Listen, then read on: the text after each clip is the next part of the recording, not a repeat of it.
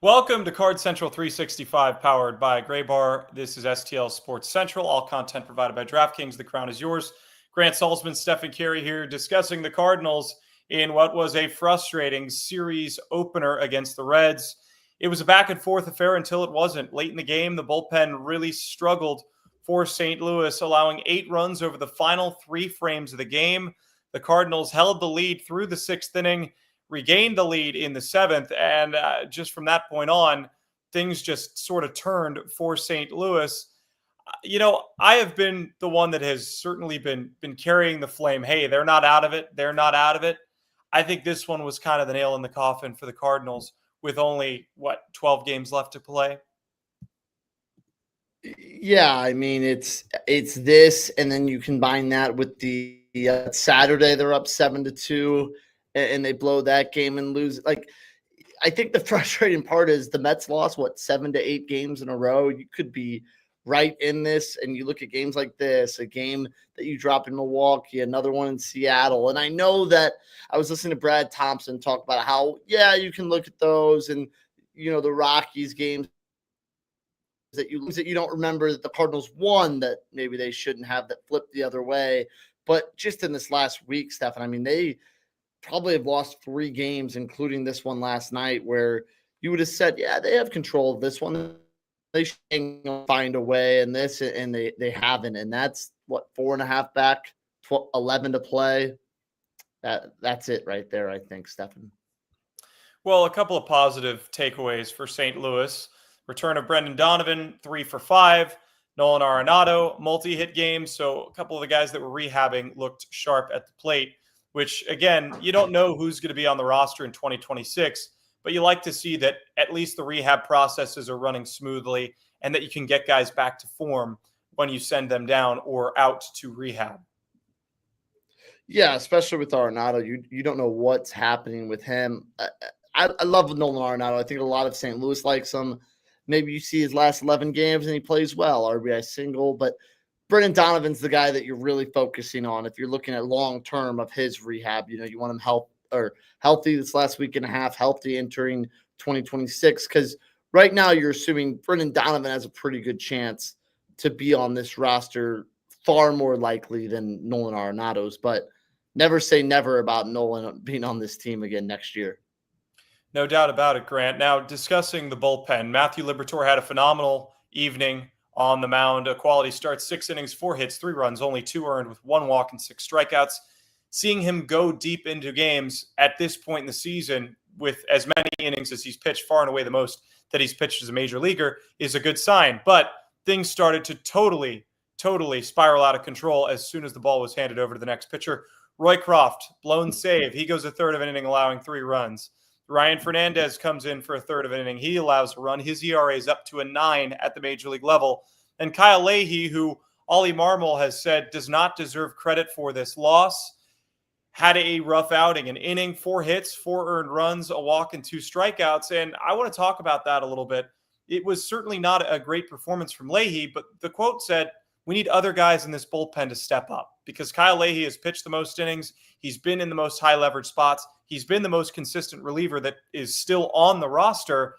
How much are you concerned about the way that the bullpen has performed outside of Riley O'Brien and Matt Swanson?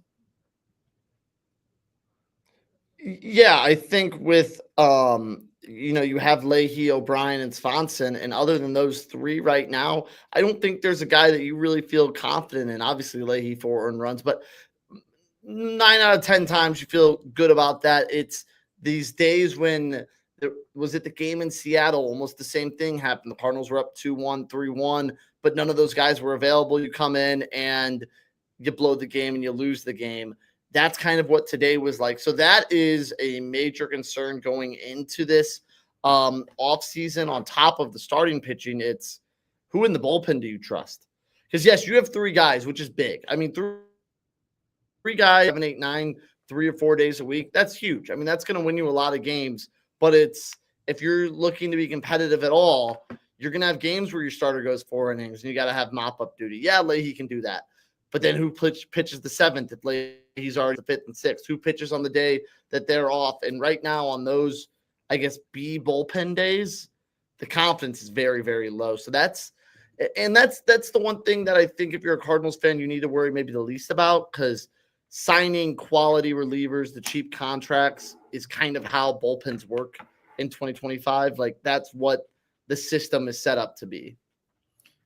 Good point, Grant. And again, it's a very different beast than the offensive side of things, right? There are the new age people that say batting average doesn't matter. I don't necessarily subscribe to that opinion, but there are a whole lot of other metrics to take a look at as a hitter to really validate a hitter's performance rather than striking him down beyond just batting average. I would argue that ERA is probably the most telling stat that we have in baseball. And yes, you are going to give up some runs, but runs are earned by the pitcher that allows the base runners to reach. So there's not a whole lot of wiggle room to say, hey, this was somebody else's fault but mine.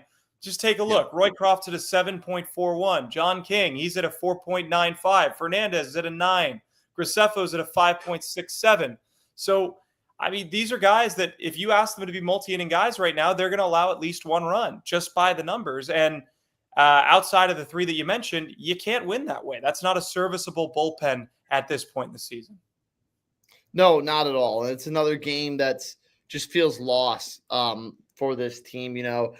And with these B guys, it also just feels like lately the Cardinals, once you get to those 6th, 7th, 8th, 9th innings, they don't hit. You know, they've actually started games well. They've given their leads, but then it feels like the bullpen comes in and struggles, and then it's like the offense lays over as well. So that is, I know it's a team with 11 games left to this offseason, but that is definitely a concerning showing on.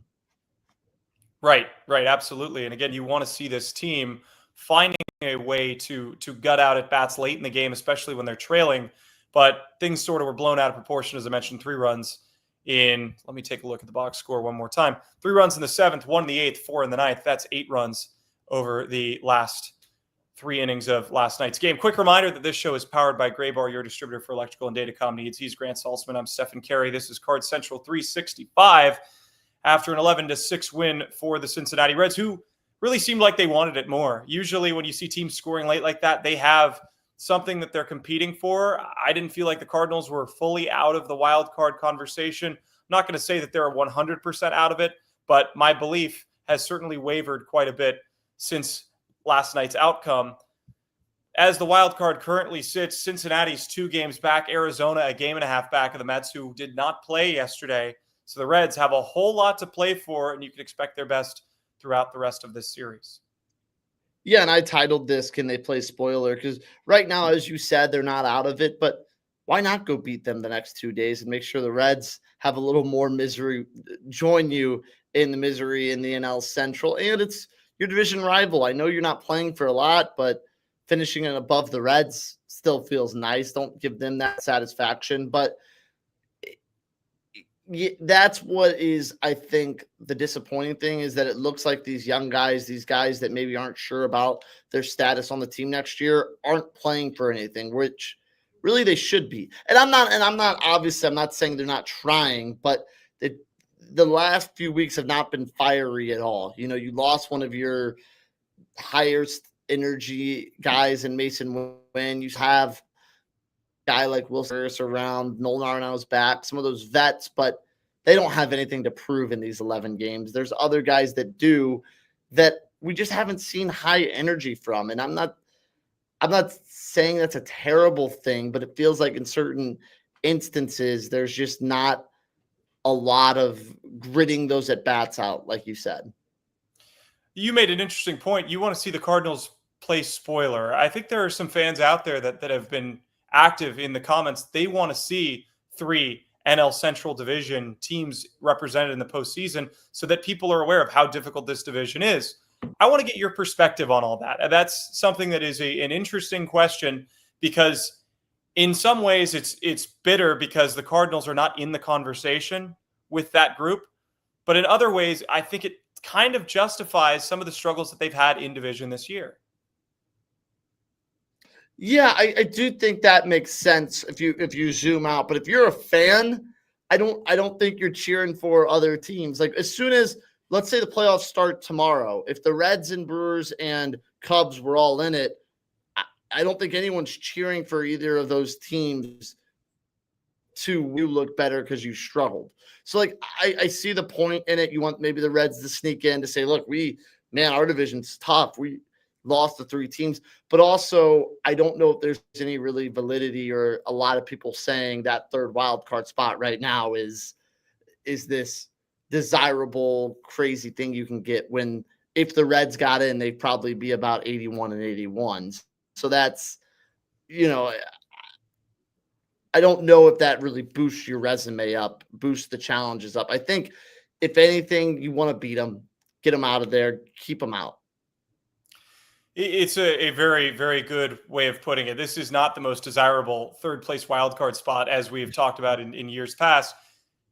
Usually, this is one where teams have played well enough to get that 3rd wildcard spot. There have been good records across the board. This is one where you just haven't played poorly enough to not be in that position. I mean, the Diamondbacks had a fire sale at the deadline, and they've found a way to be a successful team. The Reds added at the deadline, but they've struggled. The Mets, I mean, I have no idea how they haven't run away, not just with the 3rd place wildcard spot, but been a higher up positioned team in the wild card in general. We know that the Phillies are very good and that they have playoff pedigree, but just top to bottom, it's been very, very weird. And I think that's going to carry over into the postseason. I think there's going to be some chaos happening that we don't necessarily expect.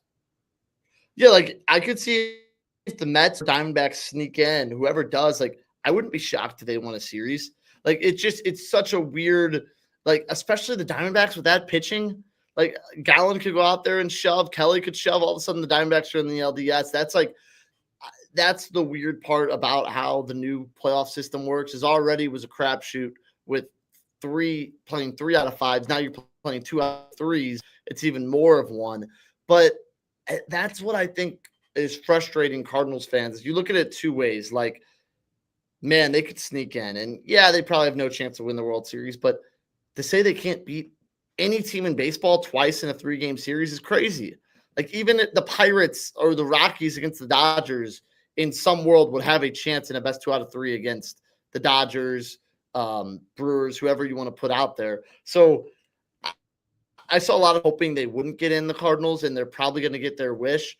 But then I see it on the other hand of if they snuck in, you don't want to look, we're doing great. Everything's going fine. Look, we made the playoffs. We're on this upwards trajectory, because I think it's obvious that this organization needs some turnover, needs some change, and Hein Bloom hopefully will be doing that.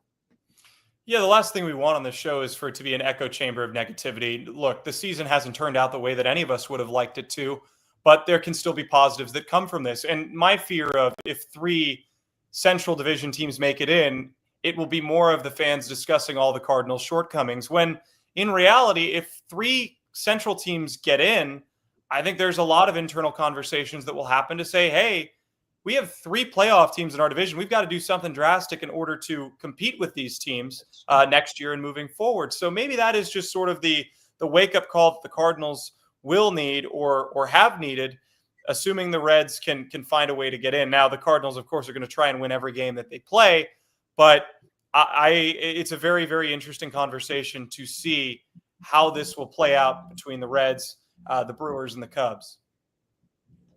Yeah, and you talked about this negative echo chamber. I think that if you took a big zoom out, telling yourself in March that this is where the Cardinals would be in September, I think if you added 2 more wins, 73-78, I think it would be a little below my expectation. But if you told me they were 75 and 76 right now, I'd probably be pretty happy with that. I think that I was hoping for 500.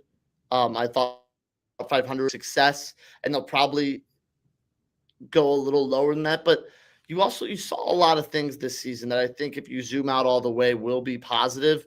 And hopefully the things that you didn't see, as in the players that were negative, that you also saw that and they get cut loose. Because I think that's what the Cardinals have, a lot of middling dead weight right now that they're not quite sure what to do with. And Lance Lynn has said, a lot of guys have said, if you haven't got your answers yet, you have your answers. And I know that the whole runway discussion, I'm not trying to get it to go there, but I'm just saying if you're zooming out, you found answers on a lot of guys, which was the hope this season. That's a good way of looking at it. Again, lots of injuries for the Cardinals throughout the course of this season. That month of May was so deceptive because they were one of the best teams in baseball, and the other teams figured them out. So a quick break as we discuss DraftKings Missouri. Get ready. The wait is almost over. DraftKings Sportsbook, America's top-rated sportsbook app, is coming soon to the Show Me State, and you can sign up today. New Missouri customers can get $300 in bonus bets when we launch on December 1st. Download now and place a $5 bet when we go live. DraftKings Sportsbook brings everything you need to elevate your game day, including live in-game betting, lightning-fast payouts, and endless ways to get in on the action, all right from your phone. And when we do officially go live in Missouri, you'll be betting with a sportsbook app trusted by millions. Safe, secure, and has fast money withdrawals. Download the DraftKings Sportsbook app now and use code STL Sports to grab $300 in bonus bets with just a $5 bet when we go live December 1st. That's code STL Sports in partnership with DraftKings Sportsbook. Gambling problem? Call 1-800-GAMBLER. 21 plus. Physically present in Missouri. Eligibility restrictions apply. Bonus bets expire 7 days after issuance. Excludes customers who redeem pre-launch sign-up offer. Terms at sportsbook.draftkings.com/promos. All right, welcome back to Card Central 365. We've talked enough about last night. The Cardinals dropped game one against the Cincinnati Reds, who have played good ball over the last few weeks, still fighting for that wild card spot. Tonight, game two of the series, 6:45 Central. Andrew Abbott, the ace of the rotation for the Reds, against Michael McGreevy, who has been the up-and-coming starter for the Cardinals, looking to have yet another great performance. Abbott is going to go deep into this game. You just know it. That's how he pitches. He pitches to a high strikeout volume. What can the Cardinals do to slow him down? Yeah, I think last time they got a win off of Andrew Abbott. Normally the Cardinals don't fare well against lefties that are aces, big, tall lefties. They struggle to hit against, but they found a little bit of something against him. And I think the big thing is on the other side is with Michael McGreevy is you're going against an ace. You know that your offense might only get you 1, 2, maybe. Go out there and shove. I think we've seen some games where McGreevy gets to 6 runs early and then he maybe gets a little lackadaisical and he gives up 3 or 4. And yeah, they're up 2-3 runs when he leaves, but it wasn't his best outing. Today, you're not going to get that type of run support. You're going to have to go deep. You're going to have to shove. So I'm excited to see that from Michael McGreevy because I know there's that there's the people saying, well, you're not pitching against Andrew Abbott. You're pitching against the Reds, but you still have that guy on the other side that you're going to have to put up a good performance against. And this might be your only opportunity to get some wins at home these next 2 games. I'm not going to say that they can't beat the Brewers, but the Brewers are playing very good baseball. They're trying to solidify their position as the number 1 seed, as the best team in the National League, and they will be giving their best shot. And really, these next 2 games might be the easiest 2 games you play the rest of the way. Even with Abbott on the mound, you've got the Brewers, you've got the Giants in San Francisco, then you've got the Cubs. So, again, I'm very, very interested in seeing how it all plays out in the final 11 for St. Louis. But just looking at the Cardinals' success rate versus Abbott, Andrew has struggled against Nolan Arenado, who in 18 at-bats has 2 home runs and 5 runs batted in. The other notable players that have played well, Nathan Church has a hit against him in 2 at-bats as well as 2 runs batted in. But yeah, this is a very, very interesting matchup. The Reds don't have a ton of players who have seen Michael McGreevy. The at-bats are 3 or less for the majority of this team. So that might come in handy for St. Louis. We'll see if that sinker can get the ball on the ground and they can make some good plays on defense. Yeah, and I think you mentioned Nolan Arenado. He's seen the ball well. Last start Abbott had, he went 5 innings, giving up 2 earned runs to the Cardinals. This would be the perfect game for Arenado, maybe to make his last impact at Busch Stadium against a lefty. He's notoriously hit lefties well, has hit Abbott well, as you said. I'd love to see him hit one of those patented line drives in the left field, maybe for the last time. Who knows? He's only got 5 games left at Busch this season, and from there, who knows after that. Well, you know that he, above pretty much anyone else, wants to finish on a high note. And I got to talk to Nolan a little bit in Arizona. He has really poured his heart and soul into this season. I know sometimes there are moments where people question that, but he's worked hard. And I think that that the team is rallying around that idea. They're trying to build for the future. They're trying to play hard. They're not trying to lose or give up 8 runs in the 7th, 8th, and the 9th, but sometimes youth can come back to get you. Now, your outlook for the rest of the year, and I've asked this a couple of times on the shows that I've been on. What will make this a positive finish for the Cardinals? Now, throw records to the side, throw caution to the wind. What are 3 things that the Cardinals can do to finish out this season that will make you happy going into the offseason? I think playing hard is the biggest one, playing with that energy. I know Joel Poza, he's injured right now, but we saw some energy from him in the last few weeks, the last month. You play the Reds at home, you play the Brewers at home, you play in San Francisco and in Chicago. All 4 of those are 3 division matchup, your biggest rival, and a beautiful ballpark out in San Francisco against a team you could spoil against. They're all playoff teams. Play with energy, have fun. If you show the fans that you care, because I think that's big right now.